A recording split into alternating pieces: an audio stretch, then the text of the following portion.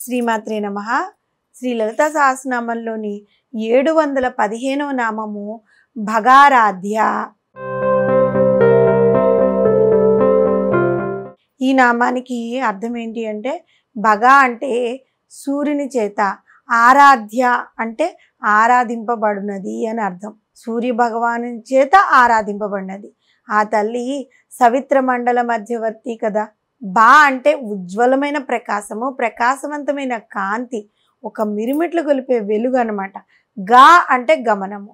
భగుడు అనగా ఉజ్వలముగా ప్రకాశిస్తూ గమించేవాడు కాబట్టి సూర్యుడు.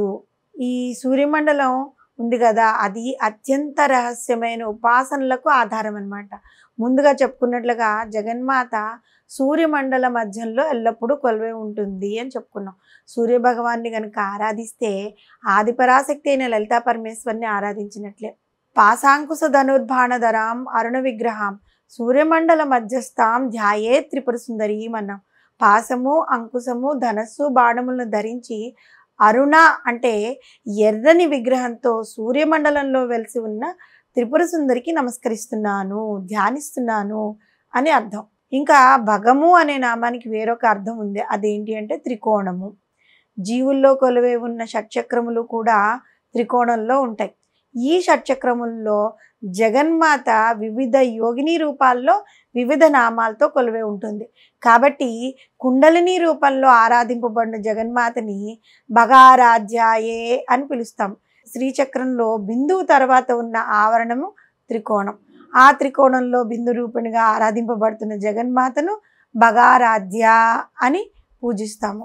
దాత, అర్యముడు, మిత్రుడు, వరుణుడు, ఇంద్రుడు, వివస్వంతుడు, అంశమంతుడు, త్వష్ట, విష్ణువు, భగుడు, పూషుడు, క్రతువు, వీరు ద్వాదశ ఆదిత్యులు అన్నమాట. ఈ 12 మంది సూర్య రూపములను భగ నామం సంకేతిస్తూ ఉంటుంది. శ్రీ విద్యను ఆరాధించిన 12 మందిలో సూర్యుడు కూడా ఒకరన్నమాట. కాబట్టి భగుడు అయిన సూర్యునిచ్చే ఆరాధింపబడినది కాబట్టి భగారాధ్య అనే నామం వచ్చింది. మహద్యాప్యస్థిత సర్వం మహతి అన్నారు. అన్నిటి యందు వ్యాపించి ఉన్నది మహి అనబడే సూర్యశక్తి. సూర్యశక్తి లేని ప్రాణి అంటూ ఉండదు కదా. ఆ సూర్యశక్తి లేకపోతే ఇంకా ఆ ప్రాణమే ఉండదు. కనుక ఈ సమస్త విశ్వంలోని జీవులందరి చేత ఆరాధింపబడుతుంది కాబట్టి భగారాధ్య అని కీర్తింపబడింది. ఇక్కడ మరొక విశేషం ఏంటంటే, చంద్రునికి 16 తిథులకు 16 మంది నిత్యాదేవతలు ఉన్నారు కదా. ఈ నిత్యాదేవతలందరూ కూడా జగదీశ్వరి అయిన లలితా త్రిపుర సుందరి యొక్క స్వరూపాలే.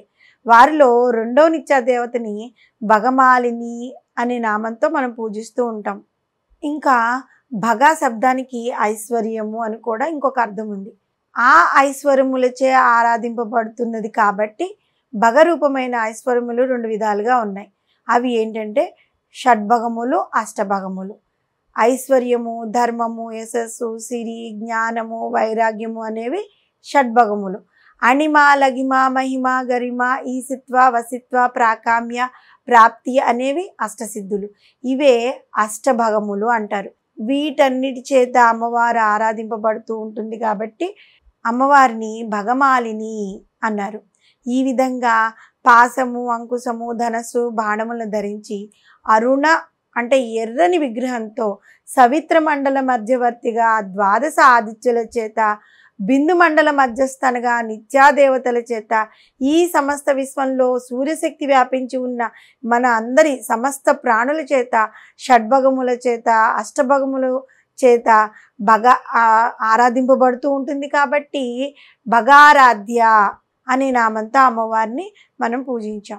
ఉజ్వలమైన ప్రకాశము, ప్రకాశవంతమైన కాంతి, మిరుమిట్లు గొలిపే వెలుగులతో ప్రయాణిస్తున్న సూర్యునిచే ఆరాధింపబడుతూ ఆ సూర్యమండల మధ్యవర్తిగా స్థితురాలై ద్వాదశాదిత్యుల చేత, నిత్యాదేవతల చేత, అష్టైశ్వర్యముల చేత ధ్యానింపబడే అమ్మవారిని భగారాధ్య అని మనం కూడా ఆరాధిస్తూ ఉన్నట్లయితే మనకి పరిపూర్ణమైన ఆరోగ్యాన్ని అమ్మవారు సిద్ధిస్తారు.